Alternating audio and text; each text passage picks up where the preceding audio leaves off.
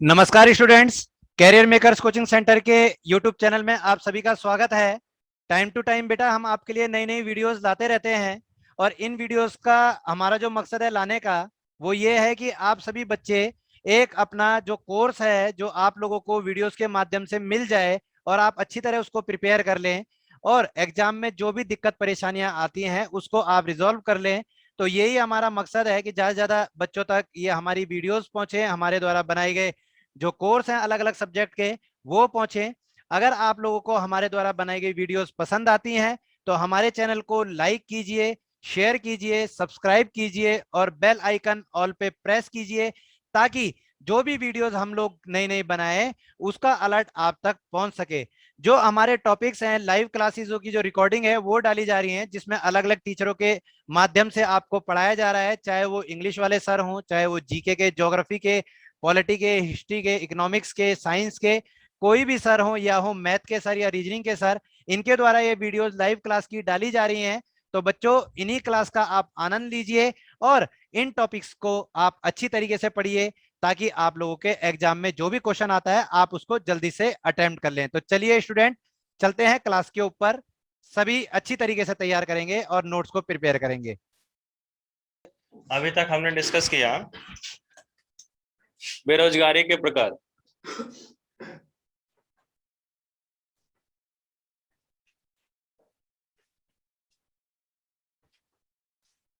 Unemployment के type. तो पहले हमने डेफिनेशन देख ली और फिर उसके साथ ही हमने देखी विलफुल, साइक्लिक या सीजनल, हिडन, स्ट्रक्चरल,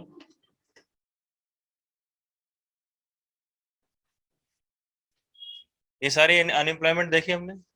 क्लियर है यहाँ तक की? इधर ऑनलाइन किसी को कोई डाउट?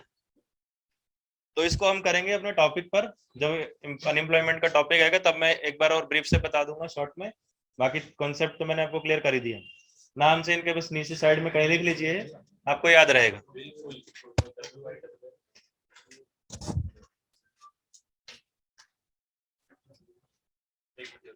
अब आप अपना टॉपिक जो चल रहा था बैंकिंग वाला उसमें हेडिंग डाल लें, other financial institutions. Other financial institutions या other financial institutes.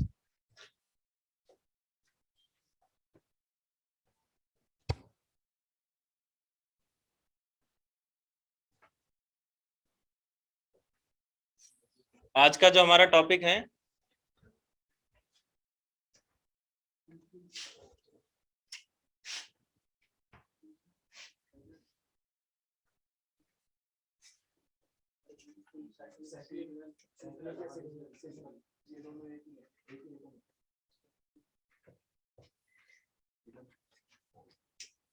Other financial institutions. तो इस अदर फाइनेंशियल इंस्टीट्यूशन को आप कैटेगराइज कीजिए, उसी कैटेगरी के अकॉर्डिंग हमें पढ़ना है। तो पहला all India finance institutions, all India finance institutions, special finance institutions,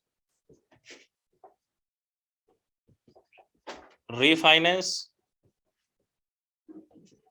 finance institution, refinance finance institution,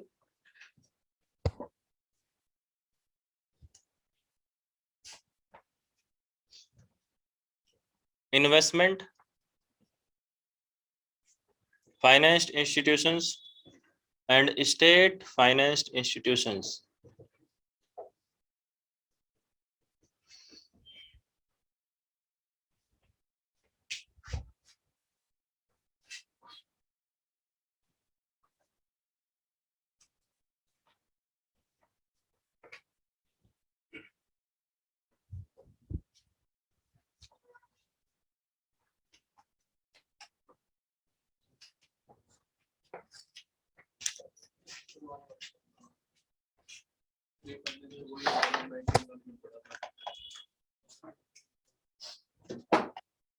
उठा लीजिए।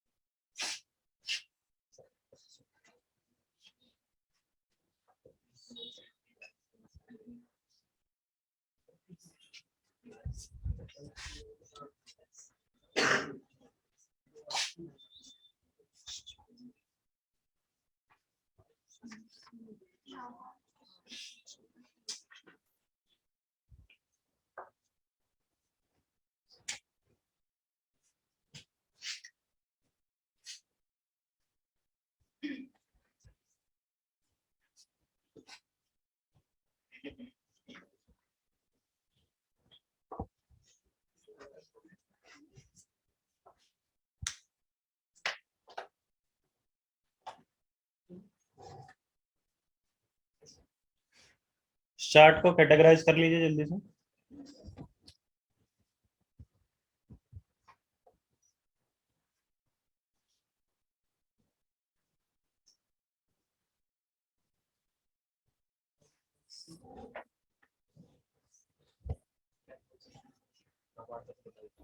अभी बताऊंगा, टेंशन मत लो।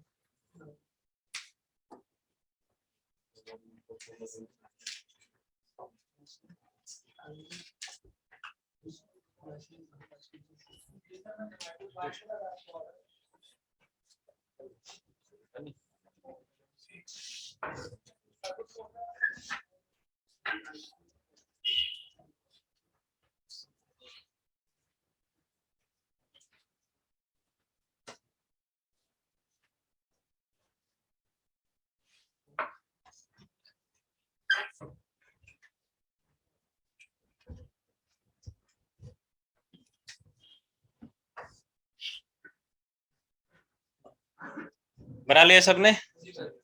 कर लिया कैटेगराइज? अब सबसे पहले देखिए, जिसको मैंने अंडरलाइन सर्कल किया है, हमें सिर्फ ये पढ़ने हैं। आपको एग्जाम में इनसे पूछा जाएगा। पहले मैं कर दूं कि जो फाइनेंस इंस्टीट्यूशंस हैं, इनको अलग अलग सेक्शन में कैटेगराइज क्यों किया गया। पहली चीज, कैटेगराइज इसलिए किया गया है क्योंकि जैसे कि आप देखते हैं कि अगर आपके घर में कोई सामान है मल्टीपर्पज, तो जैसे किचन का सामान है तो आप किचन में ही रखेंगे, ड्राइंग रूम का सामान है तो ड्राइंग रूम में रखेंगे, बेडरूम का सामान है तो उसको बेडरूम में रखेंगे।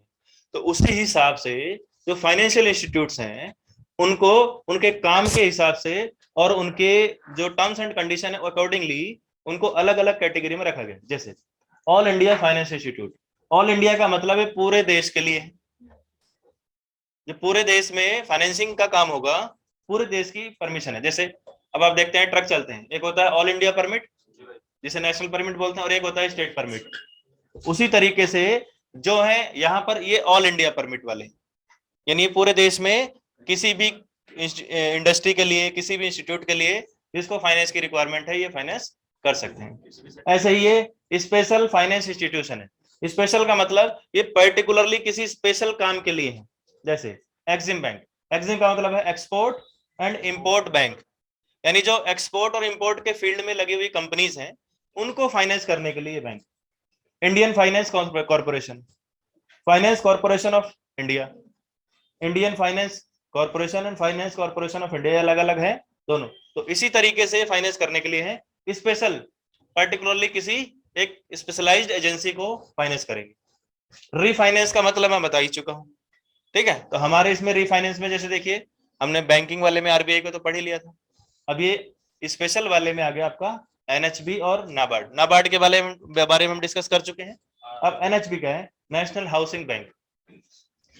जितनी भी आपकी हाउसिंग सोसाइटी चल रही है, देख रहे हैं कि आप ये ठेकेदार ने इधर कॉन्ट्रैक्ट ले लिया, इधर हाउसिंग प्रोजेक्ट चला रहा है, यहाँ पर ये हाउसिंग प्रोजेक्ट चल रहा है, तो उनको भी तो पैसा चाहिए डायरेक्टली। अब मान लीजिए क्या होता है, कई जो ठेकेदार होते हैं बड़े बड़े, वो क्या करते हैं, बुकिंग शुरू कर देते हैं। 20% बुकिंग अमाउंट जमा हुआ तो क्या 20% से पूरी बिल्डिंग खड़ी हो जाएगी? नहीं, 20% से तो नहीं होगी। तो पब्लिक का 20% ले लिया, बाकी उनको पैसा कहां से मिलेगा? फाइनेंस एजेंसी से मिलेगा। तो वो कहां से मिलेगा? National housing bank. तो हाउसिंग प्रोजेक्ट के लिए एनएचबी में जाएंगे, एग्रीकल्चर सेक्टर के लिए नाबार्ड में जाएंगे। सोच पा रहे हो? इन्वेस्टमेंट, अब देखें इन्वेस्टमेंट कहां करेंगे आप? जीवन बीमा। अब जैसे एलआईसी देखेंगे, इंश्योरेंस, तो इंश्योरेंस दो सेक्टर में होता है, एक लाइफ इंश्योरेंस और एक जनरल इंश्योरेंस। जनरल में आपका घर का, दुकान का, प्रॉपर्टी का, कार का, बाइक का, एसेट का, वो जनरल इंश्योरेंस हो गया। और दूसरा हो गया लाइफ इंश्योरेंस, ठीक है। जनरल इंश्योरेंस कॉर्पोरेशन और यूनिट ट्रस्ट ऑफ इंडिया के बारे में बता ही चुका हूं, आगे चलकर एक्सिस बैंक में कन्वर्ट हो गई। और ये स्टेट की होती है, state finance corporation, estate investment development corporation. समझ आ रही बात? तो ये सिर्फ स्टेट के अंदर है, ये स्टेट के अंदर स्थापित की गई फाइनेंस एजेंसीज है। जैसे हमने देखा था कोऑपरेटिव सोसाइटीज, बैंकिंग सेक्टर में कोऑपरेटिव सोसाइटीज देखा था ना। तो कोऑपरेटिव सोसाइटीज क्या करेंगी? एक पर्टिकुलर स्टेट के अंदर ही रहेंगी। उसी तरीके से ये आपके स्टेट के अंदर। तो इनसे इतने क्वेश्चन नहीं बनते, सबसे ज्यादा क्वेश्चन जिनको मैंने सर्कलाइज किया है उनसे बनते हैं। तो सबसे पहले लिखे IDBI.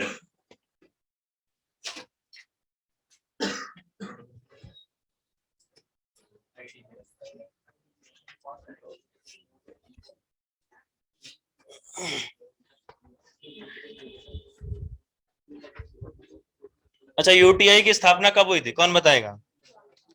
I told in my previous classes.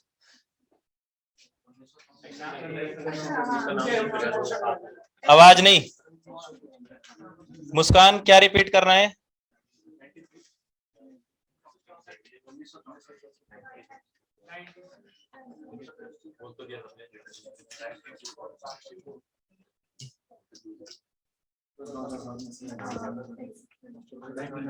बेटा अनएम्प्लॉयमेंट वाले टॉपिक को अभी स्किप करो, वो दोबारा से टॉपिक में अभी इसके बाद शुरू करूंगा।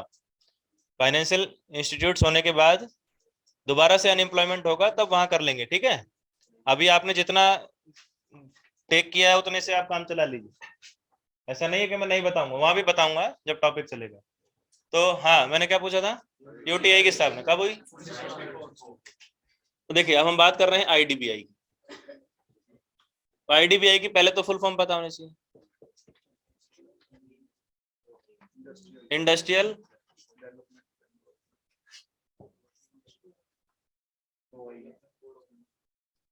Development bank of India, IDBI.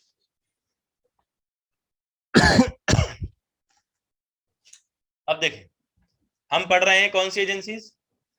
Finance agencies. तो उनका क्या काम होगा? फाइनेंस करना। अगर किसी को पैसे की जरूरत है तो वो पैसा ही प्रोवाइड करेंगे, फाइनेंशियल गेन नहीं रखेंगे। यहां पर कीवर्ड क्या है? यानी हमारी जितनी भी इंडस्ट्रीज हैं, जितने भी हमारे उद्योग हैं, इंडस्ट्रीज, प्राइमरी सेकेंडरी, भाई प्राइमरी के लिए तो नाबार्ड हो गया, सेकेंडरी और टर्सरी हो गई। तो जो मैन्युफैक्चरिंग सेक्टर में लगी हुई है, रिकंस्ट्रक्शन डेवलपमेंट सेक्टर में लगी हुई इंडस्ट्रीज हैं, उन सभी इंडस्ट्रीज के लिए फाइनेंस प्रोवाइड करने के लिए इडबी की स्थापना की गई थी 1 जुलाई 1964 को।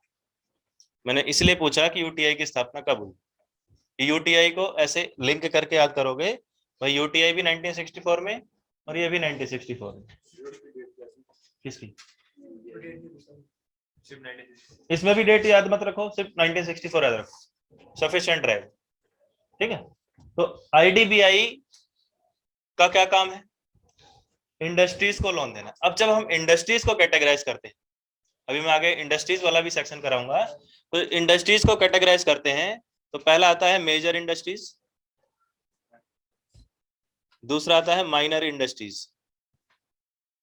तो जब आईडीबीआई बना तो ये दोनों प्रकार के इंडस्ट्रीज को फाइनेंस करता है। अब फिर वही बात आ गई जो मैंने बैंकिंग सिस्टम में कराई थी आपको, कि एक बैंक जो बड़ा है उसकी 5% की रेट ऑफ इंटरेस्ट है, तो अमीर आदमी या एवरेज आदमी तो उसको ले रहा है, लेकिन जिसको छोटा लोन चाहिए वो नहीं ले पा रहा क्योंकि उसके लिए रेट ऑफ इंटरेस्ट ज्यादा हो रही है। तो उनके लिए क्या बना? स्मॉल फाइनेंस बैंक बने। तो वही इश्यू निकल कर आया, जो आईडीबीआई बना वो बनाया तो दोनों के लिए गया था, लेकिन आगे चलकर समस्या आने लगी छोटे वालों को सामने। तो छोटे वालों के सामने जब समस्या आने लगी, क्योंकि छोटे वालों को एक तो लोन की प्रॉब्लम, कम लोन चाहिए, रेट ऑफ इंटरेस्ट की प्रॉब्लम, दूसरा अब बड़ी इंडस्ट्रीज आसानी से टेकअप कर लेती थी क्योंकि उनकी एसेट भी ज्यादा होती थी। समझ पा रहे हैं बात को? तो जब समस्या निकल कर आई छोटी इंडस्ट्रीज की, तो छोटी इंडस्ट्रीज के लिए क्या करा गया? सरकार ने इसी के आगे लगा दिया स्मॉल, तो क्या बन गया? सिडबी। तो इडबी आज की डेट में किसके लिए है? और माइनर के लिए बन गया है। तो अभी आपको, पहले जब इडबी था तो इडबी था दोनों के लिए, लेकिन जब सिडबी बन गया तो सिडबी बनने के बाद वो माइनर के लिए काम करने लगा और इडबी का काम क्या हो गया? मेजर इंडस्ट्रीज के लिए। समझ पा गए? क्लियर है ना? इधर ऑनलाइन में सभी को क्लियर है? बताइए। अब देखिए, जब सिडबी इडबी की स्थापना हुई थी, ये एक बैंक ना होकर, भाई लिखते तो है बैंक, आज की डेट में इसको बैंक लिखते हैं, लेकिन उस टाइम ये बैंक ना होकर एक लिमिटेड कंपनी था। क्या था? Limited company. ये बैंक नहीं था उस टाइम पे, एक कंपनी थी, एजेंसी थी जो फाइनेंस का काम करती। ठीक है, ये क्या थी? एक कंपनी थी, एजेंसी थी जो फाइनेंस का काम करती थी। और 2004 में, और सन 2004 में क्या किया गया? 2004 में इसको कंपनी से बैंक बना दिया गया। कैसा बैंक? Commercial bank. यानी अब ये कॉमर्शियल एक्टिविटी भी कर सकता है, सेविंग अकाउंट खोल सकता है, फिक्स डिपॉजिट कर सकता है, क्रेडिट कार्ड, डेबिट कार्ड, इस प्रकार की फैसिलिटी। लेकिन उस टाइम पर लिमिटेड कंपनी का मतलब ये सिर्फ और सिर्फ लोन प्रोवाइड करता था। जब इसकी स्थापना की गई 1964 में, और 1964 से लेकर 2004 तक ही it is a only finance agency.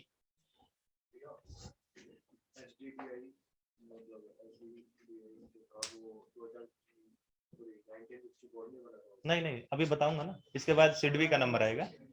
अभी इडबी के बारे में बात कर रहे हैं। तो इडबी के बारे में क्लियर है? इडबी की स्थापना कब हुई? फॉर इंडस्ट्रियल पर्पस के लिए, इंडस्ट्रियल सेक्टर के लिए। सिडबी की स्थापना किसके लिए हुई? इंडस्ट्रियल सेक्टर के लिए। इंडस्ट्रियल सेक्टर में इडबी की स्थापना हुई, तो उसमें उस टाइम पे कैटेगराइज नहीं था कि वो माइनर के लिए, मेजर के लिए। आगे चलकर जब समस्या आई तो बना सिडबी, तब जाकर कैटेगराइज हुआ कि ये मेजर के लिए हुआ और ये माइनर के लिए हुआ। ये पहले क्या था? एक लिमिटेड कंपनी थी जो फाइनेंस प्रोवाइड करती थी सिर्फ, लेकिन 2004 में इसको कॉमर्शियल बैंक बना दिया गया। और कॉमर्शियल बैंक का काम क्या होता है मैं बता चुका हूं आप लोगों को। क्लियर है ना? 2004 में, तो ये पॉइंट्स लिख लीजिए। 2004 में इसको कॉमर्शियल बैंक बना दिया गया। फिर 1 जुलाई 1964 में इसकी स्थापना हुई as a limited company for industrial sector to provide finance only.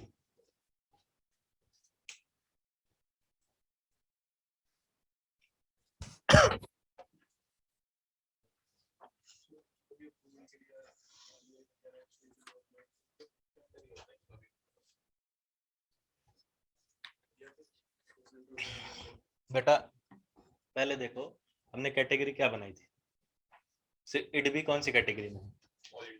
All India. All India को कौन कैटेगरी, सेंट्रल गवर्नमेंट डील करेगा। आरबीआई का क्या काम है इसमें? जो जितनी भी सारे गवर्नमेंट डील करेगी।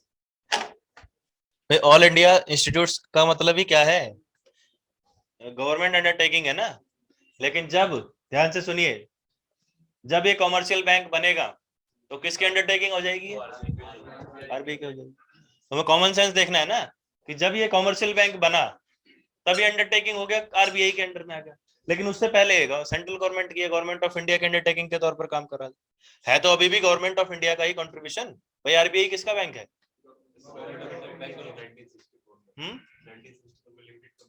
हाँ, एक लिमिटेड कंपनी थी जो फाइनेंस प्रोवाइड करती थी बस। 2004 में इसको बैंक के रूप में कन्वर्ट कर दिया, कॉमर्शियल बैंक है।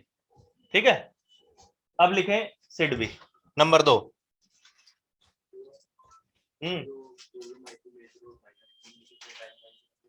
बेटा अब इसको क्या करना है, हमको क्या करना है इसके बारे में? हमें सिर्फ अपने कॉन्सेप्ट को समझना है। आपको कॉन्सेप्ट पता हो बस कि भाई सिडबी, इडबी से सिडबी क्यों बना। जो हम फैक्ट्स डिस्कस कर चुके हैं वो आपको क्लियर होने चाहिए। कब बना, किसने बनाया, it's not our point of learn. SIDBI। अब इडबी की फुल फॉर्म के आगे स्मॉल लगा लेना बस, small industries development bank of India. इसकी स्थापना होती है अप्रैल 1990 में for small industries.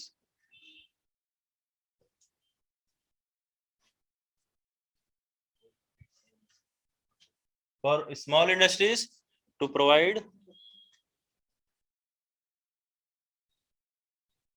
Finance facilities.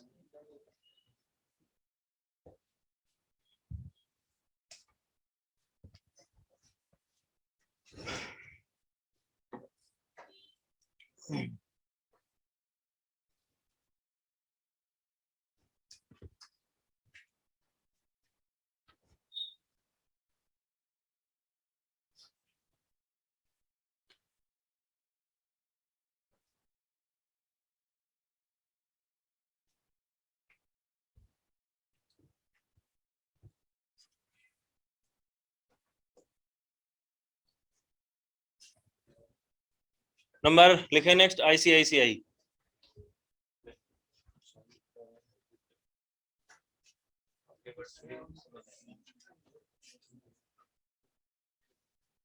कौन बताएगा इसकी फुल फॉर्म?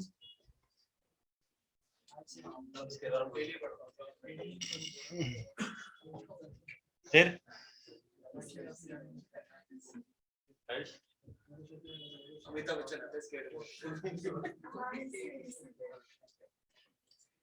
देखो इधर,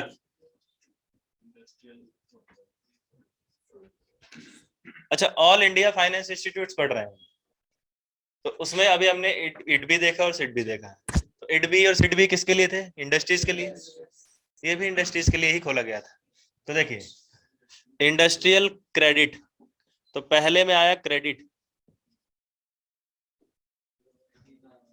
industrial credit and investment corporation, investment corporation, industrial credit and investment corporation of India. Industrial credit and investment corporation of India, और लगा लेना आगे लिमिटेड। अगर ये लिमिटेड है तो ये बैंक है या नहीं है? नहीं, ये क्या है? एक कंपनी है या एजेंसी है। It is not a bank. If आप देखेंगे उसके पीछे लिमिटेड, तो लिमिटेड लगते ही वो कंपनी हो जाएगी, बैंक नहीं होगा। मैं लिख देता हूं इंडस्ट्रियल, अभी बता रहा हूं, क्रेडिट एंड इन्वेस्टमेंट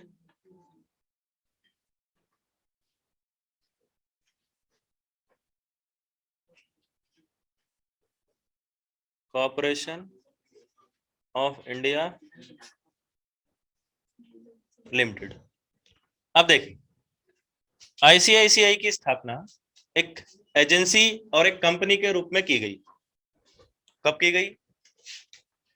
जनवरी 1955 में। कब की गई? जनवरी 1955 में। अब इसकी स्थापना का पर्पस था इंडस्ट्रीज को डेवलप करना, इंडस्ट्रीज को क्रेडिट प्रोवाइड करना और उनके इन्वेस्टमेंट को अप्राइज करना, अपग्रेड करना, बूस्ट करना। तो अब जब बात की गई कि आईसीआईसीआई बैंक खोला गया, तो आईसीआईसीआई बैंक के लिए एक तो इनने अपना रोल प्ले करा, गवर्नमेंट ऑफ इंडिया। तो गवर्नमेंट ऑफ इंडिया ने इन कोलैबोरेशन, सहयोग के साथ, किसके? World Bank plus USA government, इन तीनों के कोलैबोरेशन से, सहयोग से, परस्पर कॉन्ट्रैक्ट से, परस्पर संबंधों से, इन तीनों के योगदान से स्थापना हुई इसकी।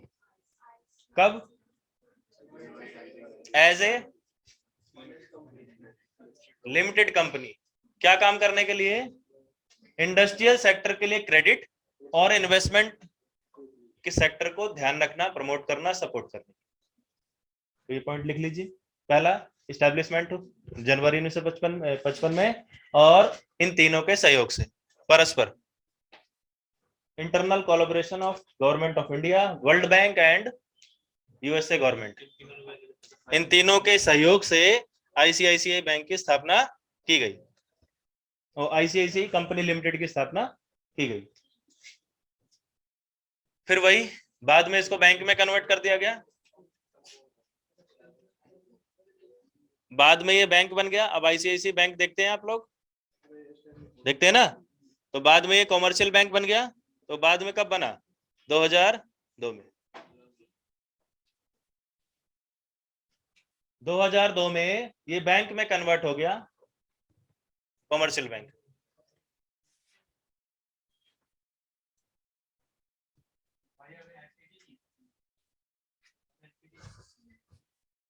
बैंक,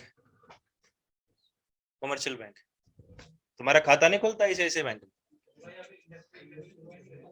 बेटा? इंडस्ट्रियल में, अब इंडस्ट्रियल क्या है? सारी इंडस्ट्रीज भी तो बैंक से लोन ले रही है ना, मैक्सिमम। दूसरी चीज, इंडस्ट्रियल के लिए चल तो रहे सिड भी और रिड भी।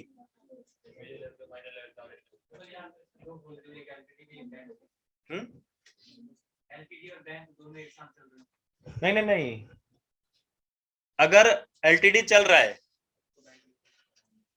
तो वो एलटीडी इंडस्ट्रीज के लिए होगा।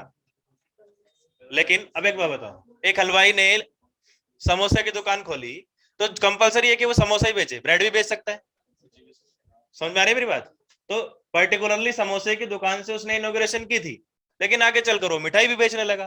तो समोसा तो बेच ही रहा है, ऐसा तो नहीं समोसा बेचना बंद कर देगा। उसी तरीके से जब बात होगी यहाँ पर कि इंडस्ट्रीज को लोन प्रोवाइड करेगा, तो इंडस्ट्री सेक्टर के लिए तो है ही है। बाकी इसने कॉमर्शियल बैंक का भी टेकअप ले लिया चार्ज। वो कब से लिया? 2004 से, सॉरी 2002 से। क्लियर है आईसीआईसीआई का? नेक्स्ट, अच्छा इसमें गवर्नमेंट वाले में यही तीन थे ना, ऑल इंडिया फाइनेंस में। अब लिखे Exim bank,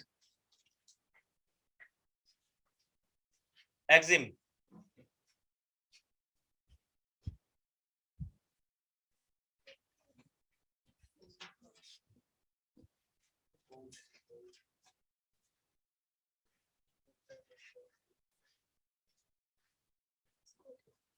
export and import bank. Establishment लिख लेना 1 जुलाई 1982। 1 जुलाई, सॉरी 1 जुलाई नहीं, 1 जनवरी है इसका भी। 1 जनवरी, 1 जनवरी 1982, 1982, 1 जैन 1982। तो ये किसको प्रमोट करेगा? जो एक्सपोर्ट और इंपोर्ट की कंपनीज हैं उनको प्रमोट करेगा, for export and import industries oblique companies, to provide financial services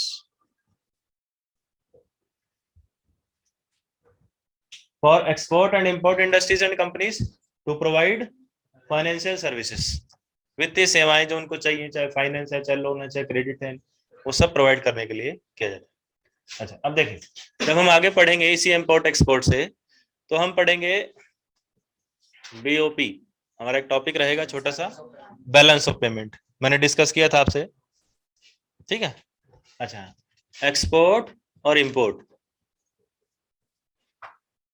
तो अब मेरे क्वेश्चन का आंसर ध्यान से देना। अगर ये ज्यादा है, ये कम है, तो देश की आर्थिक स्थिति अच्छी है, खराब है?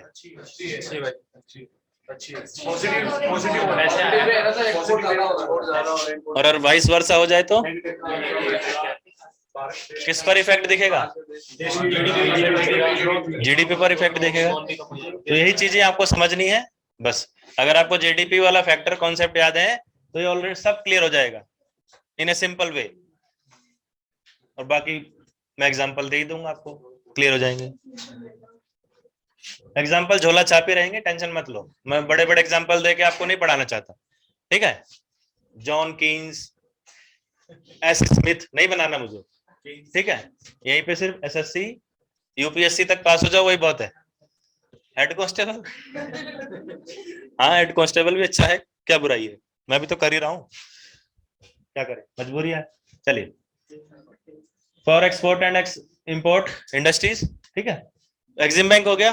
अच्छा, अब एक काम आपको करना है, ध्यान सुनिए, आपको एक ही काम करना है, जितनी फाइनेंस एजेंसीज लिखवा रहा हूं इन सब के हेडक्वार्टर अपने आप ढूंढना, मैं नहीं बताऊंगा, ठीक है।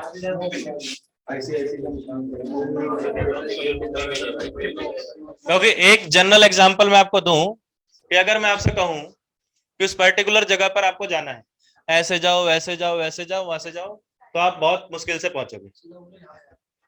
लेकिन अब तुम्हें जाना है अपने आप, तो तुम अगर रिक्शे वाले से किसी से भी पूछते हुए जाओ, अगर खुद ट्रेवल करोगे तो आपको वो रास्ता पता हो जाएगा परमानेंट, अगली बार के लिए भी और उससे अगली बार के लिए।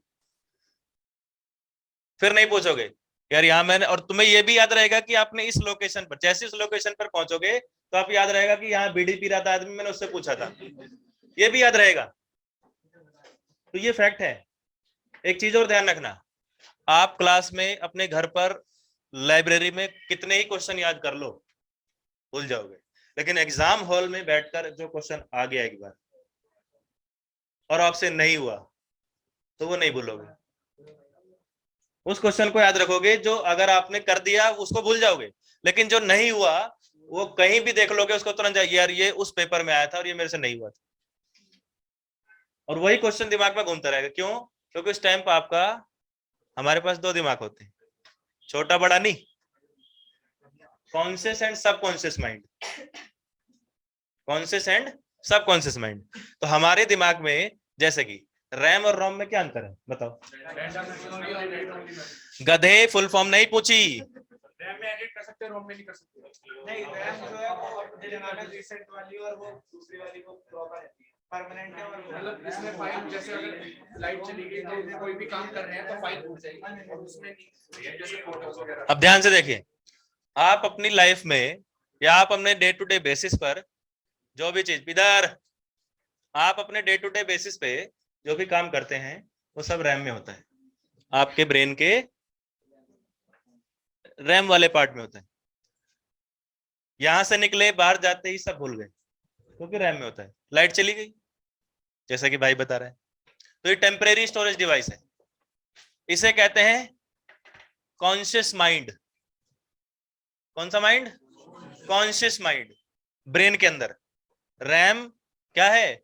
कॉन्शियस माइंड है ब्रेन के अंदर, जो with in A part of second multipurpose activity करता है, मल्टीपर्पस चीजों को एनालाइज करता है, मल्टीपर्पस चीजों को सोचता है,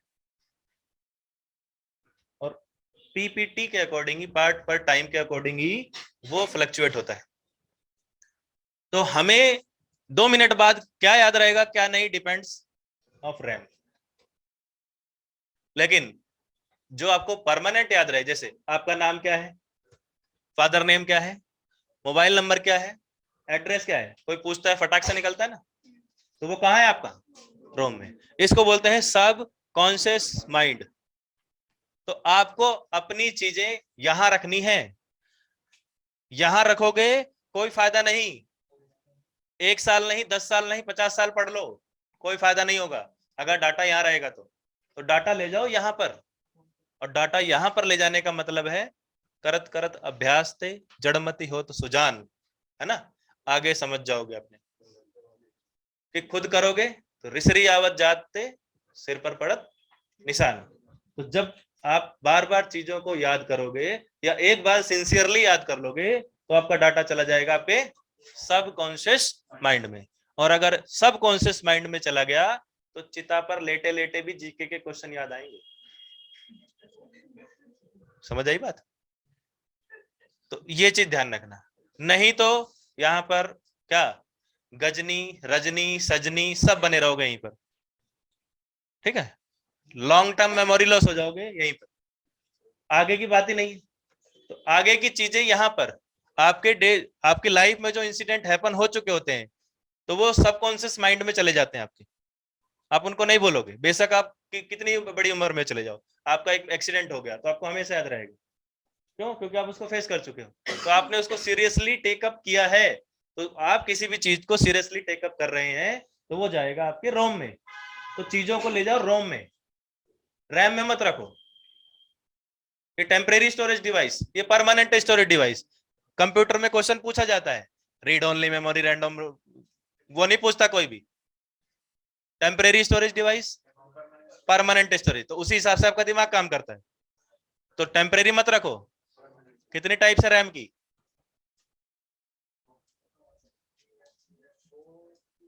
हाँ कोई है कंप्यूटर सेक्टर का इधर online, how many types of RAM?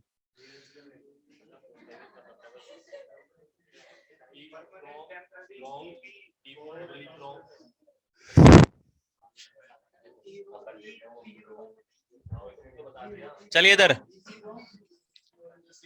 EXIM bank लिख लिया, नेक्स्ट लिखो, कोई फायदा नहीं तुमसे बात करके। एनएचबी लिखो, अभी कह दोगे भैया कंप्यूटर भी आप ही पढ़ा दो, नहीं तो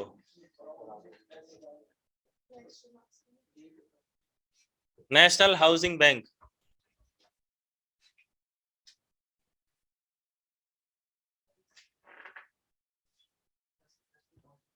नेशनल हाउसिंग बैंक। पहला पॉइंट, जुलाई 1988 में इसकी स्थापना हुई as a RBI assistance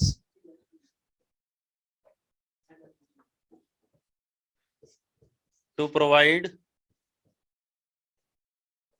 financial, next लिखे LIC।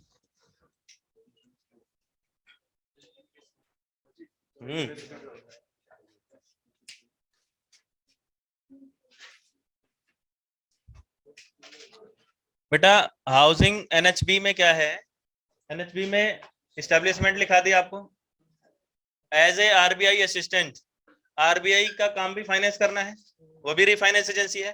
तो आरबीआई ने क्या करा, हाउसिंग सेक्टर के डेवलपमेंट के लिए एक अलग से सरकार से रिक्वेस्ट की कि आप एक अलग से बैंक खोल दीजिए जो पर्टिकुलर हाउस सेक्टर को, हाउसिंग सेक्टर को फाइनेंस करे।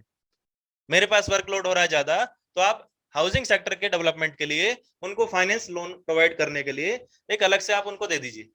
तो NHB की स्थापना कर दी गई सरकार के द्वारा, और एज ए आरबीआई के असिस्टेंट के तौर पर, कि वो आरबीआई के अंडर ही काम करेगा, लेकिन उसका काम क्या रहेगा, सिर्फ हाउसिंग सेक्टर को ही, क्योंकि हमारे देश का पहला है डेवलपमेंट करना।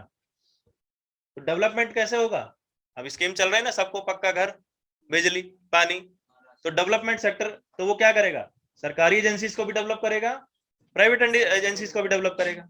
जैसे आरबीआई क्या करता है, प्राइवेट और सरकारी दोनों के लिए है, ऐसे ही NHB जो गवर्नमेंट इंस्टीट्यूट्स हैं हाउसिंग वाले, उनके लिए भी है, और प्राइवेट है उनके लिए भी है, लेकिन ये पर्टिकुलर सिर्फ हाउसिंग के लिए ही है, कॉमर्शियल एक्टिविटी नहीं करते।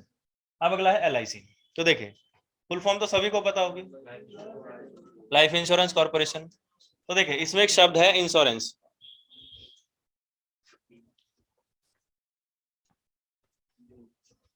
इंश्योरेंस। इंश्योरेंस को क्या कहते हैं? बीमा। बीमा अभी दो प्रकार का बताया मैंने, लाइफ और जनरल।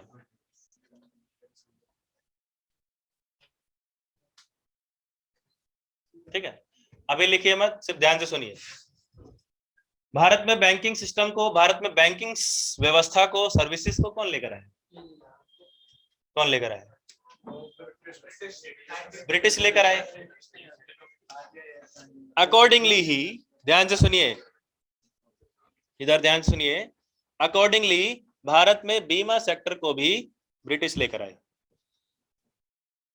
कौन लेकर आए? इस कॉन्सेप्ट को भारत में किसने शुरू किया? ब्रिटिश ने।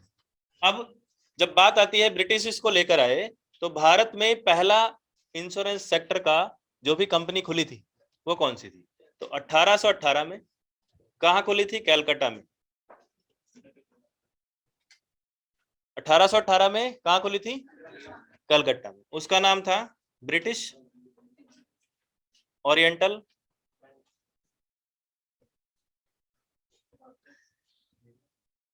इंश्योरेंस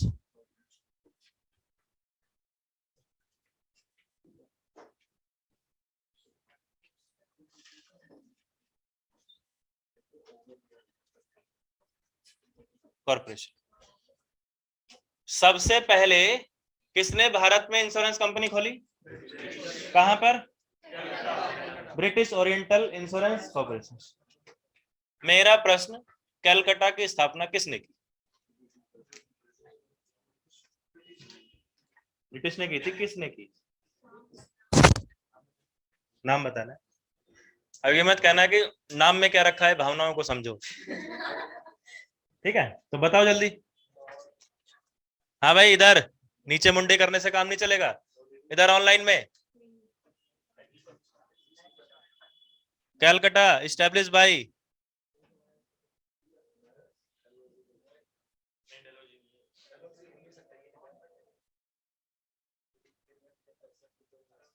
अच्छा, तुम लोग किसके लिए तैयारी कर रहे हो? जॉब के लिए। जॉब के लिए। तो ऐसी जॉब जिसकी 4 नाक है। कितनी नाक? 4 नाक। कलकत्ता की स्थापना किसने की? जॉब 4 नाक ने। एक ब्रिटिश था, जॉब 4 नाक।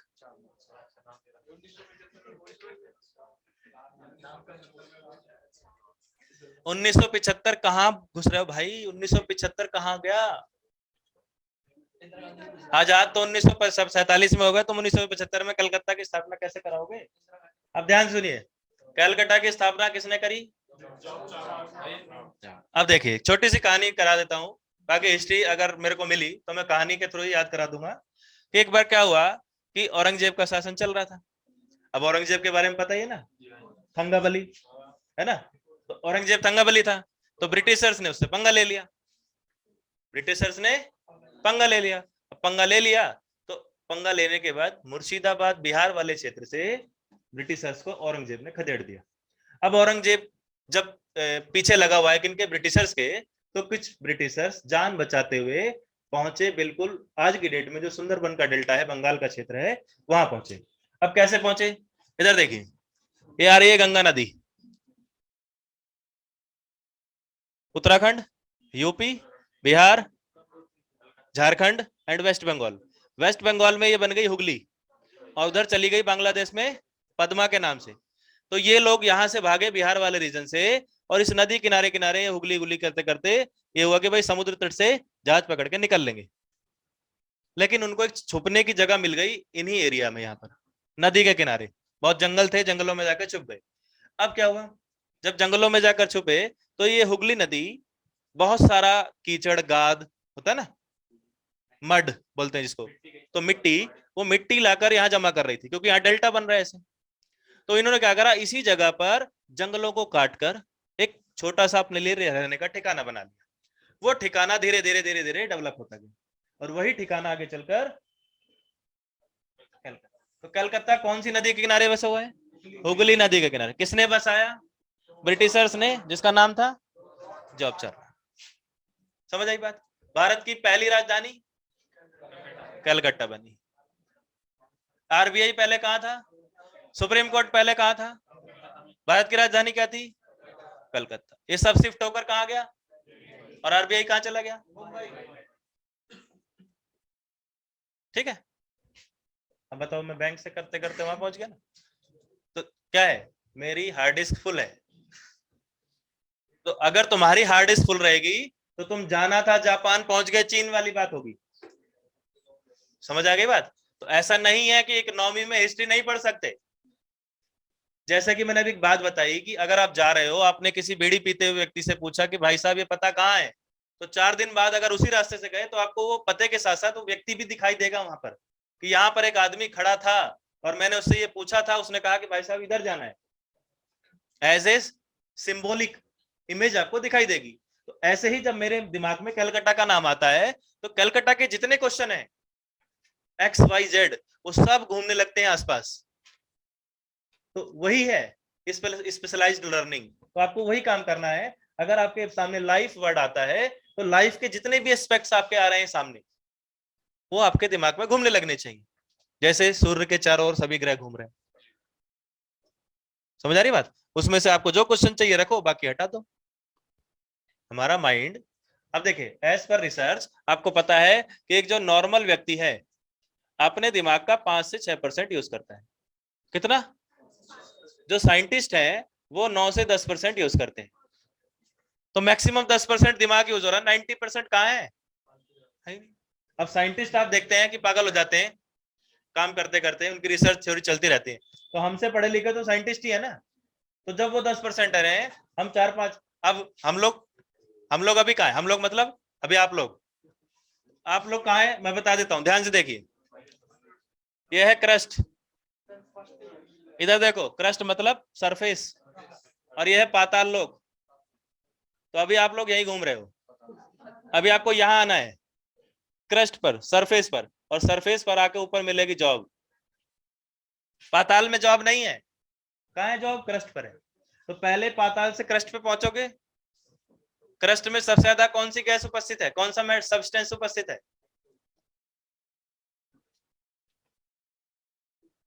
चलो इधर बाद में करेंगे उसको। तो कलकत्ता में क्या खुला? सबसे पहला ब्रिटिश। तो मुझे बताएं, भारत में बीमा सेक्टर के फादर के रूप में किसे जाना जाएगा? ब्रिटिश। जॉब चारनाक नहीं पागल, ब्रिटिश। वो तो कलकत्ता के फाउंडर है भाई। अब इतनी भी खिचड़ी मत पकाओ कि सब जगह ब्रिटिश ही दिखे। तो पहला पॉइंट, भारत में बीमा को लेकर आने वाले कौन थे? British. Father of insurance sector in India is Britishers. दूसरा पॉइंट, फर्स्ट इंश्योरेंस कंपनी ये थी, कहां खुली, कब? दूसरा पॉइंट लिख लीजिए जल्दी, या ये बना लीजिए चार्ट जल्दी से। इधर ऑनलाइन क्लियर है सभी को?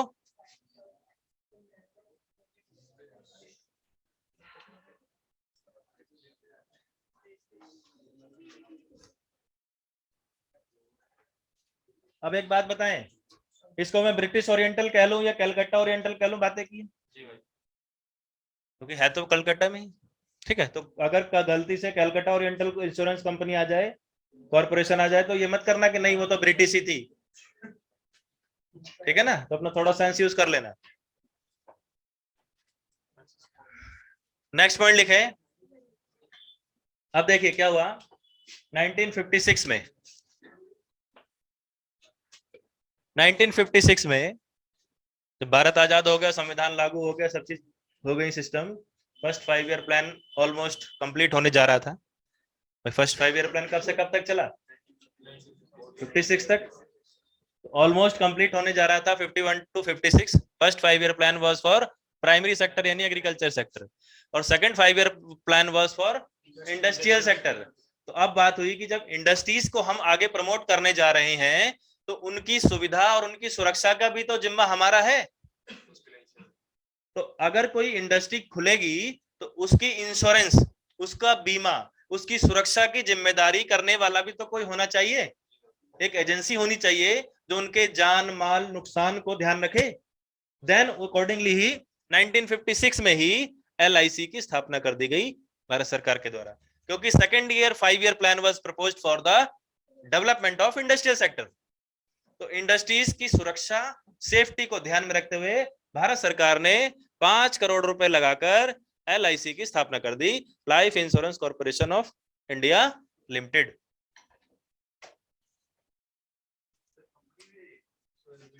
Life Insurance Corporation of India Limited पूरा नाम है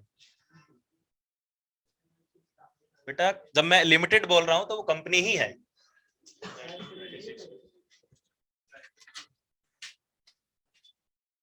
तो ये क्या काम करेगी? सिर्फ इंश्योरेंस सेक्टर के लिए। क्या आपका खाता खोलेगी? Saving account, fix deposit? नहीं। बैंक है? नहीं है। ये सिर्फ फाइनेंस। कैसी? इंश्योरेंस सेक्टर से। इंश्योरेंस फाइनेंस वाली है। फाइनेंस भी क्या है? आपका पैसा आपसे लेगी फॉर योर इंश्योरेंस। समझ आ रही बात? आपको इंश्योरेंस की जितनी फैसिलिटीज है वो सब प्रोवाइड करेगी LIC। तो 5 करोड़ रुपए लगाकर भारत सरकार ने एक इंस्टीट्यूट को गठित किया फॉर विच सेक्टर? बीमा सेक्टर, LIC। LIC का हेडक्वार्टर कहाँ है पता है किसी को? तो लिख लो। वैसे मुझे बताना तो नहीं चाहिए, लेकिन आपको काम पता है, दिया हुआ है।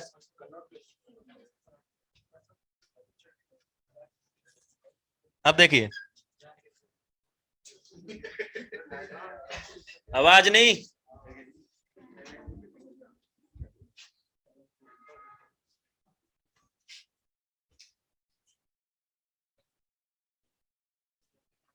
तो बैंकिंग सेक्टर के लिए कौन है?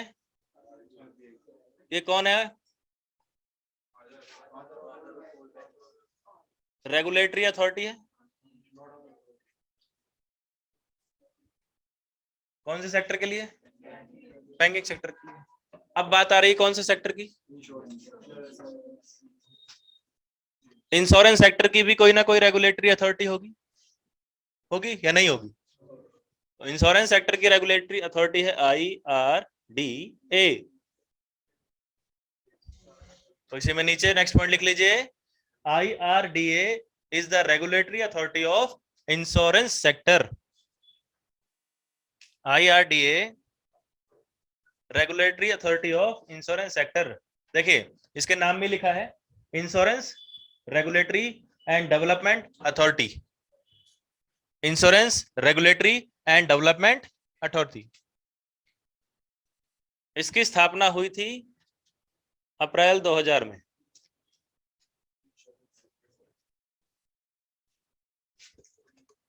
अब इसका हेडक्वार्टर पता है किसी को? चलो तो काम ढूंढना आपका ही है, ढूंढ लेना, मैं क्यों बताऊं।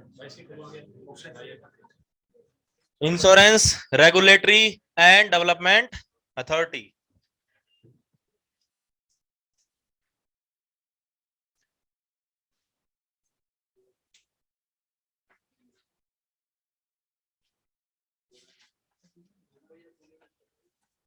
– 2014 में भारत का जो राज्य बना है उसकी राजधानी में इसका हेडक्वार्टर है। अब आप समझ जाओ बाकी। 2014 में जो भारत में एक राज्य बना था नया, उसकी जो राजधानी है उसमें इसका हेडक्वार्टर है। अब जिसको पता है वो लिख ले, नहीं तो अपना ढूंढ ले।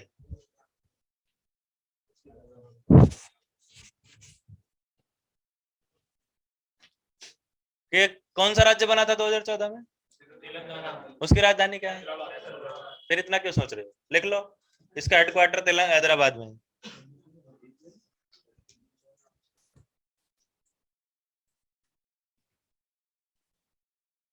हैदराबाद कौन सी नदी के किनारे बसा हुआ है? 4 बार आ गया अभी पिछले साल SSC में क्वेश्चन। तुम्हारे दिल्ली पुलिस कांस्टेबल में भी खूब घूम रहा था क्वेश्चन ये। इसका नाम यानी एक और ऑप्शन दे दो तो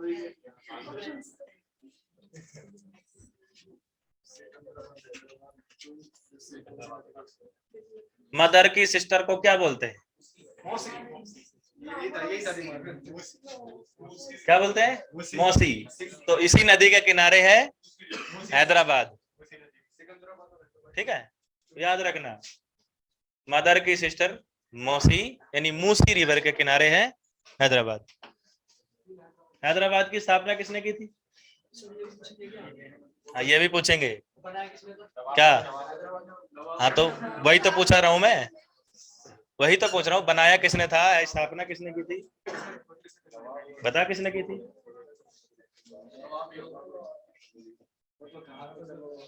क्या हो गया? LIC हो गया। अगली एजेंसी बोलो। है UTI ऑलरेडी लिखवा रखा है। अगला बोलो एजेंसी क्या है? हो गए? ध्यान से सुनिए। अब इधर ये हो गई, इधर फाइनेंशियल इंस्टीट्यूट्स। अब यहाँ पर आपका काम क्या है? पूरे टॉपिक को कंसोलिडेट कर लेना। पहली चीज देखिए, हमने बैंकिंग सेक्टर देखा, तो बैंकिंग सेक्टर में हमने पहला देखा बैंकिंग इंस्टीट्यूट्स, ठीक है। फिर हमने देखी नॉन बैंकिंग इंस्टीट्यूट्स, और उसके बाद हमने देखी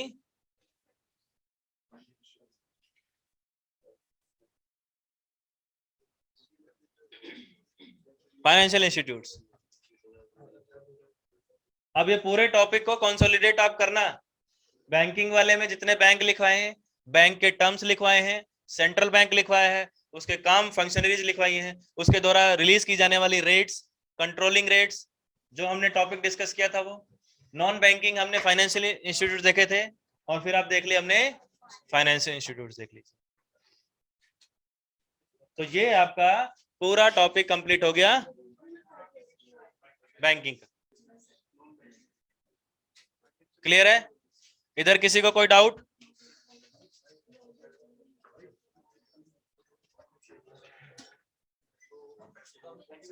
वो तो बताना।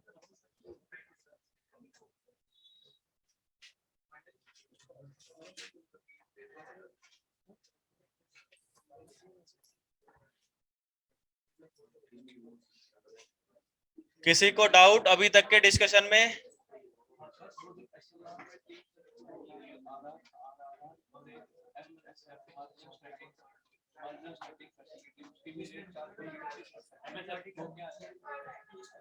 वो बैंक का इंटरनल है, उसमें हमें जरूरत नहीं है।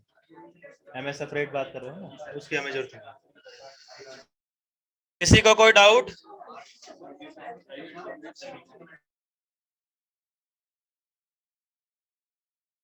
लेकिन फाइनेंशियल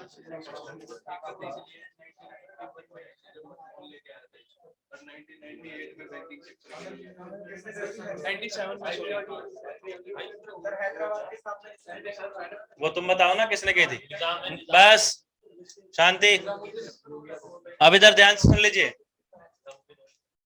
अब कुछ जनरल क्वेश्चन SBI, तो नीचे हेडिंग डालो other important facts related to this topic. Other important facts related to this topic.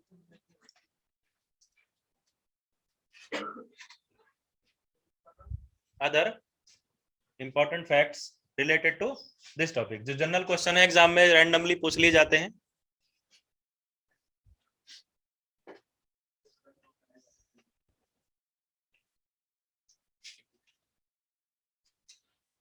Number 1 hundis.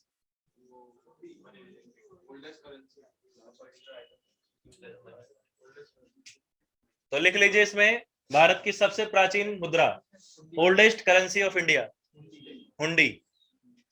मैंने बताया था ना आपको, ये भी एक हुंडी हो सकती है अगर एज ए मनी के टाइप पे यूज किया जा सकता है। ओल्डेस्ट करेंसी ऑफ इंडिया, ठीक है। अब दूसरी चीज, भारत में खुलने वाला पहला बैंक कौन सा था? कौन बताएगा? भारत का पहला कॉमर्शियल बैंक कौन था?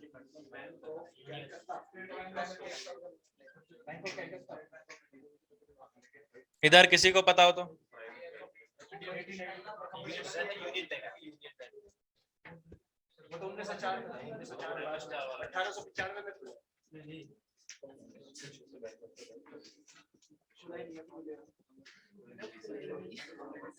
भारत में खुलने वाला सबसे पहला CB commercial bank Awadh commercial bank, देख लो अवध।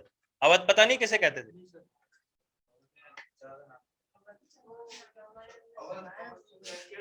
अवध नरेश पधार रहे हैं। ये वाला रीजन है अवध, ये वाला नहीं, इधर वाला, यहाँ वाला, ये इधर राजस्थान वाला रीजन है, राजस्थान वाला नहीं। जो लखनऊ, उत्तर प्रदेश का लखनऊ इलाहाबाद का जो क्षेत्र है वो प्रदेश कहलाता था अवध। ठीक है, अयोध्या, फैजाबाद, इलाहाबाद, लखनऊ, ये सब क्षेत्र आता है अवध। तो भारत का पहला कॉमर्शियल बैंक की बात कर रहा हूं मैं, पहले बैंक की बात नहीं कर रहा, commercial bank, Awadh commercial bank. ठीक है, अब इधर ध्यान से देखिए, क्या ये 1890 के आसपास बना था, ये लिखने की जरूरत नहीं है, वैसे कोई दिक्कत नहीं उसमें। अब देखिए, अवध कॉमर्शियल बैंक जो खुला था, इसी को ही आगे चलकर पीएनबी में कन्वर्ट कर दिया गया। ठीक है, तो लिख लीजिए, इसी का नया नाम पीएनबी।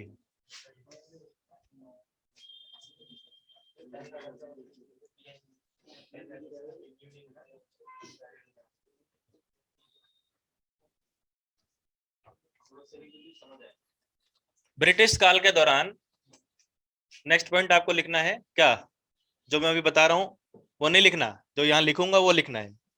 ठीक है, तो 1935 में ब्रिटिश सरकार ने एक बैंक खोला, imperial bank of India, meanwhile मतलब साथ ही साथ आरबीआई की, और उसे ही आगे चलकर 1955 में कन्वर्ट कर दिया गया किसमें? आपसे पूछे कि एसबीआई का पुराना नाम, तो अब लिख लो इसको, इसका पुराना नाम ये और इसका पुराना नाम वो तो बता, मुझे खुद नहीं पता। मैं सिर्फ वो खाना खाता हूं जिससे मेरा पेट भरे, दस्त लगे वो वाला खाना नहीं खाना चाहिए।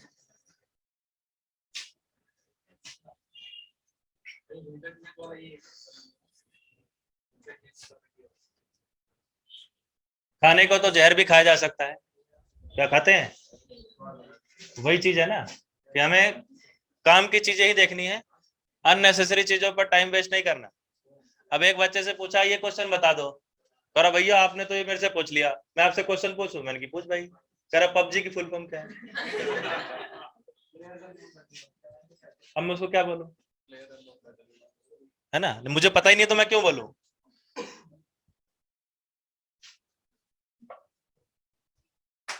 तो वो अपने फील्ड में एक्सपर्ट है, मैं अपने फील्ड में एक्सपर्ट, है कि नहीं? उसकी ट्रेन कहाँ ले जाएगी उसको, मेरी ट्रेन कहाँ ले जाएगी मुझे पता है। लिख लिया? इधर ध्यान से सुनिए, अब ये हो गया एसबीआई। नेक्स्ट पॉइंट लिखे हैं,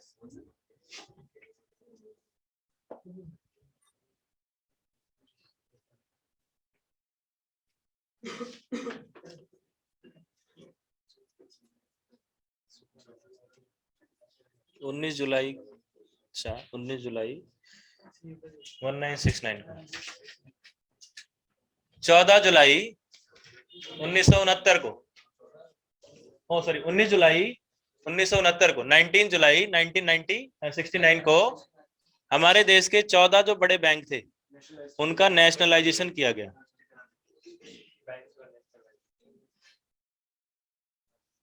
चौदह बैंक्स का क्या किया गया? नेशनलाइजेशन किया गया। कब? इस टाइम पीएम कौन थी? इंदिरा गांधी। तो लिख लो, इंदिरा गांधी के समय में जुलाई 1969 में 14 बड़े बैंकों का नेशनलाइजेशन किया गया।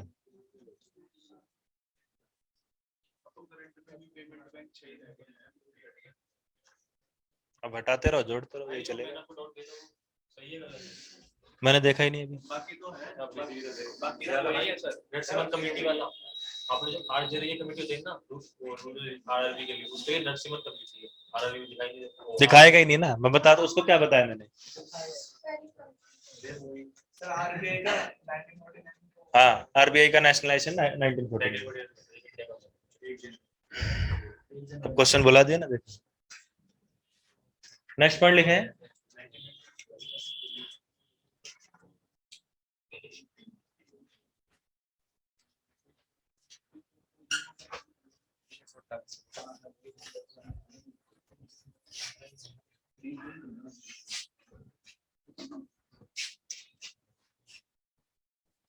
इसकी फुल फॉर्म क्या है? पॉइंट ऑफ सेल, लिख लो।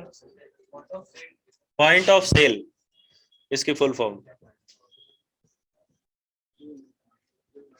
पीओएस मशीन देखी है? अरे एटीएम क्रेडिट कार्ड स्वाइप करते हो, स्वाइप मशीन को ही पीओएस मशीन बोलते हैं। समझ आई बात? हाँ। नेक्स्ट पॉइंट, इसको फुल फॉर्म बताओ, इसकी क्या है? Automatic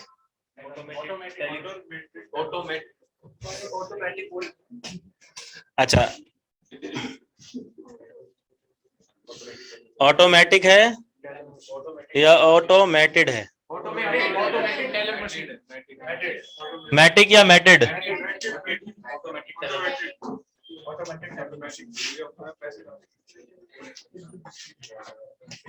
teller machine, automated teller machine. Next लिखें, भारत का सबसे बड़ा कॉमर्शियल बैंक।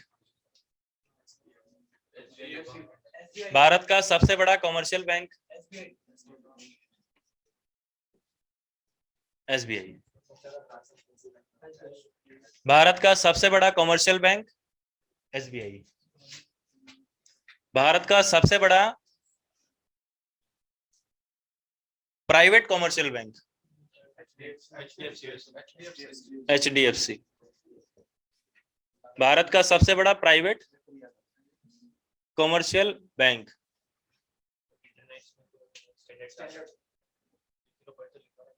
लिखवा रखे हैं वो तो मेरे ख्याल से प्राइवेट और सेमी गवर्नमेंट और गवर्नमेंट में लिखवा रखी थी ना।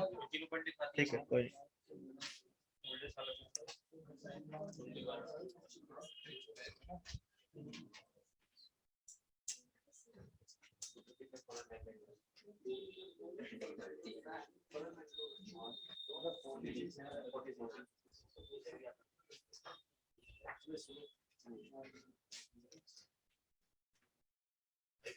अब इसके बाद देखिए, अब एक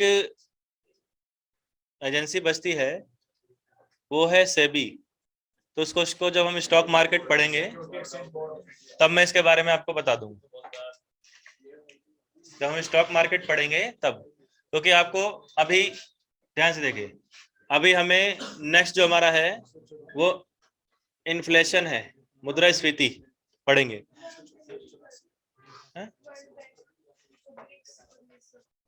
अच्छा हाँ, वो भी रहेगा, वो भी रहेगा। इंटरनेशनल फाइनेंशियल इंस्टीट्यूट्स रह गए। अगली हेडिंग डालें, international financial institutes. International financial institutes, international finance institutes.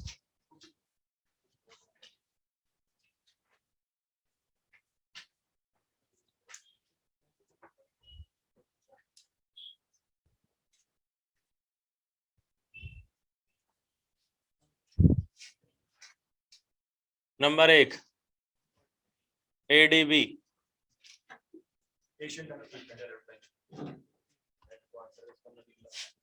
Asian development bank. Asian development bank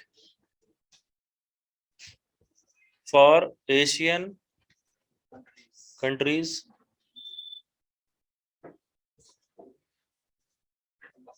established in 1966 headquarter is in Manila,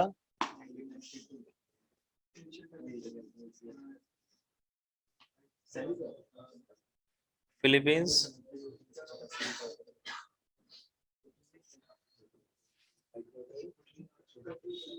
chairman है के वी कामत। ये लिख लीजिए।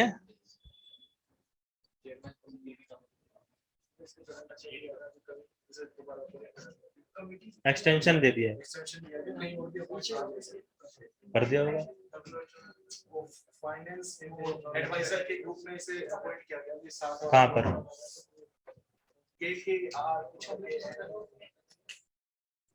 लिख लिया।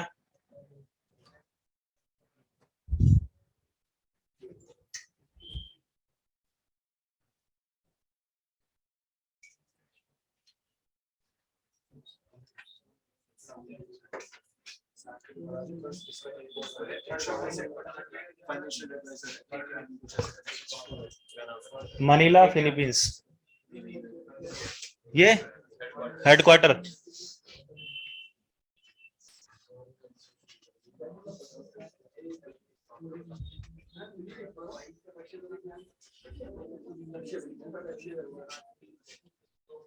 फिलीपींस कौन सा आइलैंड पे बता?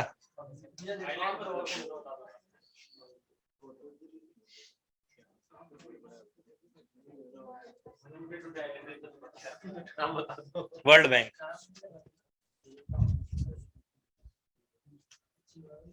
आवाज नहीं।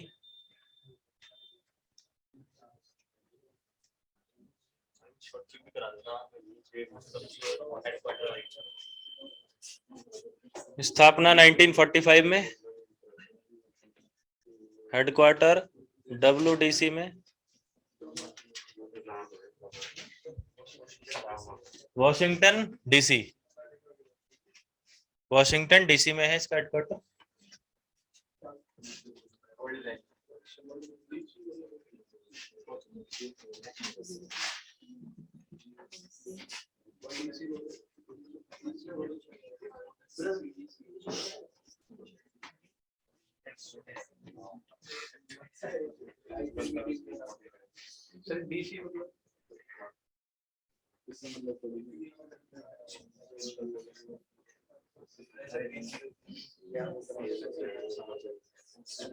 District of Columbia. Main work is to provide financial assistance to member countries. ठीक है, इसका मेन काम है। कौन है अध्यक्ष? ये काम तुम बताओगे चेक करके। भाई डेविड मालपास, इन सब के हेडक्वार्टर और इनके चेयरमैन, तुम्हारा काम है ढूंढना। ठीक है, अब बोल दिया ना, चुप रहे, आगे नहीं बोलना। 1945 में स्थापना हुई थी। हेडक्वार्टर वॉशिंगटन DC में है। मेन वर्क क्या है इसका? फाइनेंशियल असिस्टेंस को प्रोवाइड करना। किसको? मेंबर कंट्रीज को।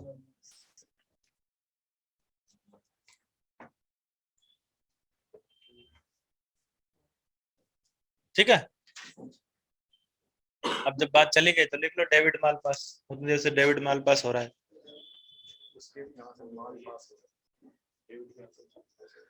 ये कौन है? चेयरमैन।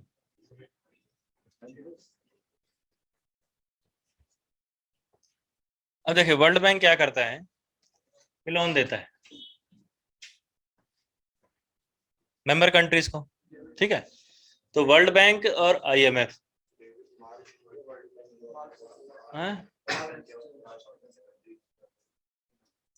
अभी बताता हूं। देखिए वर्ल्ड बैंक और IMF क्या करते हैं? लोन देते हैं। किसको? मेंबर कंट्रीज को। इंटरनेशनल मॉनेटरी फंड, अभी IMF के बारे में भी चर्चा करूंगा। तो ये अपनी मेंबर कंट्रीज को लोन देते हैं। तो इन्होंने क्या कर रखा है? कंट्रीज को कैटेगराइज कर रखा है अलग अलग ग्रेड में। पहला डेवलप्ड कंट्री, फिर डेवलपिंग कंट्री और अंडर डेवलप्ड कंट्रीज, या जो बैकवर्ड कंट्रीज है। अब ये फॉलो करते हैं इस चीज को ज्यादा। रेड टेपिज्म किसे कहते हैं? आधार कार्ड लेकर आओ, पैन कार्ड लेकर आओ, पापा का ये लेकर आओ, रेंट एग्रीमेंट लेकर आओ, ये लेकर आओ, वो लेकर आओ, उससे मोहर लगवा कर आओ, उससे टेस्ट, 5 विटनेस लेकर आओ। समझ आ रही बात? इसमें ज्यादा डॉक्यूमेंटेशन होगी। जहां भी ज्यादा डॉक्यूमेंटेशन यानी कागजी कार्रवाई होगी, तो ज्यादा कागजी कार्रवाई को रेड टेपिज्म कहते हैं। An official an extreme official process, one word substitution में जब पढ़ोगे, एन एक्सट्रीम ऑफिशियल प्रोसेस क्या कहलाती है? Red tapism. तो ये क्या करता है कि जब एशिया के देशों में लोन लेने जाएं, तो ये लेकर आओ, वो लेकर आओ, गारंटर लेकर आओ, तुम्हारे पास क्या सोर्स है, क्या कहाँ इसका यूज करोगे, इतना टैक्स लूंगा, इस प्रकार की कंडीशन ये दोनों लगाते हैं। तो एशिया के देशों ने क्या करा कि भाई इससे बढ़िया है कि जैसे ही वर्ल्ड बैंक काम कर रहा है फंडिंग पर, बड़े बड़े जो डेवलप कंट्रीज हैं उन्होंने पैसा अपना इन्वेस्ट कर कर एक एजेंसी खोल दी, जो वीटो कंट्रीज हैं। तो क्या हुआ कि भाई एशिया के देशों ने मिलकर करा कि भाई हम वर्ल्ड बैंक से लोन ले रहे हैं, हमारे ऊपर इतना प्रेशर बना देते हैं, हमारी प्रॉपर्टी हमारे एरियाज पर कब्जा कर लेते हैं अगर लोन नहीं चुका पाते तो दूसरी चीज ये हुआ कि इन एशिया के देशों ने मिलकर करा कि क्यों ना हम अपना एक बैंक खोल लें। जैसे कोऑपरेटिव सोसाइटीज खुली, 5 आदमी मिलकर, 10 आदमी मिलकर, भाई बैंक से लोन लेना बहुत मुश्किल है, अपना बैंक खोल लो ना। किसी को 500 रुपए उधार चाहिए, किसी को 1000 रुपए उधार चाहिए, तो हम लोग आपस में करेंगे तो आपस में एक दूसरे की अंडरस्टैंडिंग होगी, हम एक दूसरे की समस्या को समझकर काम करेंगे। तो एशिया के देशों ने मिलकर वर्ल्ड बैंक में हमने ये देखा कि वर्ल्ड बैंक की स्थापना कब हुई, वर्ल्ड बैंक का क्या काम है। फिर हमने देखा, मैंने आपको बताया कि एडीबी की स्थापना क्यों की गई, कि वर्ल्ड बैंक रेड टेपिज्म ज्यादा करता है, वर्ल्ड बैंक शोषण ज्यादा करता है अंडर और डेवलपिंग कंट्रीज का, इसलिए एशिया के देशों ने मिलकर अपना एक अलग से बैंक बना लिया जिसको एडीबी कहा गया। अब उसके बाद हम बात कर रहे हैं ब्रिक्स बैंक की। तो ब्रिक्स बैंक समझने से पहले ब्रिक समझना पड़ेगा। तो ब्रिक की स्थापना की प्रपोजल रखी गई सन 2006 में। कब? 2006 में। तो 2006 में फोर्टालीजा एग्रीमेंट हुआ और उसी के अकॉर्डिंग ब्रिक की स्थापना हो गया। आपको नहीं जानना कि कौन सा एग्रीमेंट हुआ, तो ब्रिक 4 देशों से मिलकर बना, ठीक है, 2006 में। इसको इंप्लीमेंट होते होते 2008 हो गए, यानी काम करते करते 2008 हो गए। शुरुआत हुई इसकी 2006 से, स्थापना हुई, काम करते करते 2008 हो गए। जब 2008 में इसकी पहली मीटिंग हुई, किसकी? ब्रिक की पहली मीटिंग हुई, तो पहली मीटिंग में एक देश ने और रिक्वेस्ट करी कि I want also to be a member of this organisation. तो यहां पर जोड़ दिया एस। तो ये 1 साल के बाद ही 2009 में जुड़ गया एस और अब बन गया है ब्रिक्स। अब एस कौन सा है? South Africa. ये देखिए सबसे नीचे दिख रहा है, ग्रे कलर में सबसे नीचे दिखाई दे रहा है, दिखा नहीं? सबसे नीचे देखो, बिल्कुल भाई, ये वर्ल्ड मैप आप निकालोगे अपने पास तो सबसे नीचे अफ्रीका कॉन्टिनेंट में सबसे नीचे दिखाई देगा। अफ्रीका में 54 देश हैं, 54 के 54 देश पता है? वर्ल्ड ज्योग्राफी शुरू हो गई। अब इधर देखो, ब्रिक्स, तो साउथ अफ्रीका जुड़ गया। साउथ अफ्रीका, ये 5 देश मिलकर इन्होंने कहा कि वर्ल्ड बैंक और आईएमएफ शोषण कर रहे हैं। एडीबी वाले भी अब आज की डेट में आईएमएफ और वर्ल्ड बैंक को कॉपी करने लग रहे हैं, तो हम 5 देश हैं मिलकर हम अपना ही बैंक खोल लेते हैं। तो इन्होंने अपना बैंक खोल लिया और उस बैंक को कहा गया ब्रिक्स बैंक, ठीक है। और इसी को दूसरी तरीके से कहते हैं एनडीबी, न्यू डेवलपमेंट बैंक। इसी को ही कहा जाता है न्यू डेवलपमेंट बैंक। अब इसमें क्या है, ये 5 देश अपना अपना शेयर देते हैं बैंक को चलाने के लिए। भाई जैसे 5 लोगों ने बैंक खोलने की बात कही, तो अपनी जेब से 50 रुपए, किसी ने 100 रुपए मिलाकर एक बैंक खोला। तो यहां पर जिसका ज्यादा शेयर होगा उसकी ज्यादा पावर होगी वहां पर। तो इसमें सबसे बड़ा शेयर किसका है? उसके बाद इंडिया का है। उसी प्रकार से अब दूसरी चीज, यहाँ पर अगर चेयरमैन बनेंगे तो कोई बाहर का तो बनेगा नहीं, इन्हीं 5 में से रोटेशन टर्न वाइज बनता रहेगा। 1 साल 2 साल जो भी इसका टेन्योर होगा, इन्हीं 5 में से बनेंगे। अभी क्या है, ध्यान से देखिए, जब एक दुकान खुलती है, मैं जनरल से बात कर रहा हूँ, जब एक दुकान खुलती है तो पर्टिकुलर एक ऑब्जेक्ट के साथ खुलती है। जैसे समोसे की दुकान, जैसे जैसे उसकी रेपुटेशन बढ़ती है मार्केट में, वो अपने पैर फैलाना शुरू कर देती। तो पहले इन्होंने अपने लिए खोला, ये सेटल हो गए तो ये क्या करेंगे, मेंबर कंट्रीज बनाएंगे। अब अगर बात डिसाइड हुई कि मेंबर कंट्रीज हम इससे ज्यादा नहीं बढ़ाएंगे तो क्या होगा, पार्टनर मेंबर बना लेंगे। भाई मेंबर नहीं बनाया, सपोर्टिव मेंबर्स बना लेंगे, एडवाइजरी मेंबर बना लेंगे, लेकिन रेगुलर मेंबर ना बनाकर क्या है, टेम्परेरी मेंबर बना लेंगे। तो मेंबर जुड़ेंगे तो उससे क्या होगा कि अगर उनको लोन देना है तो उनको लोन देंगे। अब आपको कस्टमर अपने बढ़ाने हैं, आपने अपनी स्टेब्लिशमेंट कर ली, अपने पर्पस को आप फुलफिल कर रहे हैं, अब दूसरों की भी सहायता करने के लिए आप अपने एरिया को ब्रॉड कर रहे हैं, उसे अकॉर्डिंगली एडीबी भी बढ़ा आगे, उसी अकॉर्डिंगली ब्रिक्स भी बढ़ा। तो ब्रिक्स के 5 फाइनल मेंबर हैं, इसके और परमानेंट मेंबर कोई नहीं जुड़ा, और हर टाइम टू टाइम ब्रिक्स की मीटिंग होती रहती है। तो ब्रिक्स बैंक इनका अपना चल रहा है, तो ब्रिक्स अलग ऑर्गेनाइजेशन है और बैंक अलग है। ठीक है, तो नेक्स्ट क्लास में हम इस पर डिस्कशन करेंगे। अभी मैंने ब्रिक्स के बारे में आपको बता दिया।